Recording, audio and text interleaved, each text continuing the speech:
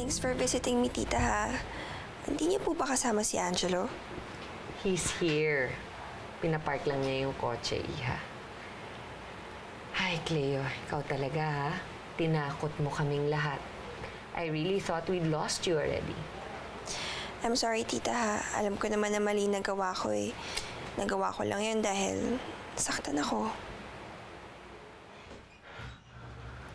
Oh, here he is. Hi, Angelo. Ma, you forgot your coffee. Thanks, Iha.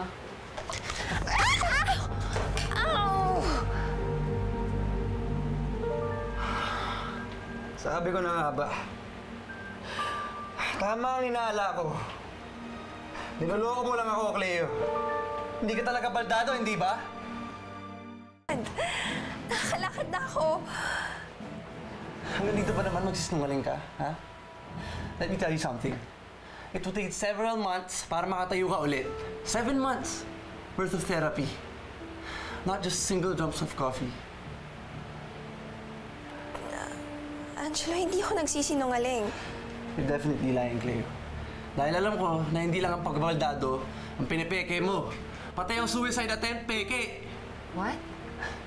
Ma, may kinalaman ka dito, no? Katulad ka ba ni Tita Almira? Niloloko niyo ako ni Cleo?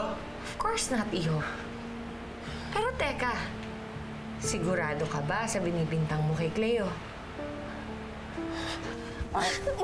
Akin na sabi! See? Oh my God! Cleo! Narinig ko si Tita Almira. Nasa phone siya. Peke ang lahat ito, stage ang lahat ng ito. May doktor siyang kilala dito sa ospital na to. At alam niya dito ko siya dadalhin dahil ito ang pinakamalapit na ospital sa venue. Ang kasinungalingan mo? O aaminin mo ng tuluyan? Angelo, nagawa ko lang naman to dahil gusto ko mahalin mo ako ulit. Gusto ko magkabalikan tayo.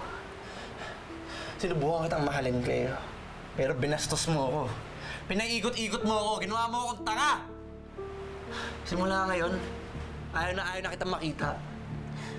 Angelo! Tita, akala ko ba magkakampi tayo? Bakit hindi mo ako pinagtakpan? Cleo. Oo, Iha. Magkakampi tayo. Pero in this situation, sorry, hindi kita makakampihan. Dahil pag ginawa ko yun, magagalit sa akin ang anak ko. Iha, I hate to say this, pero I have no choice. Mukhang talagang talunan ka na in this scenario.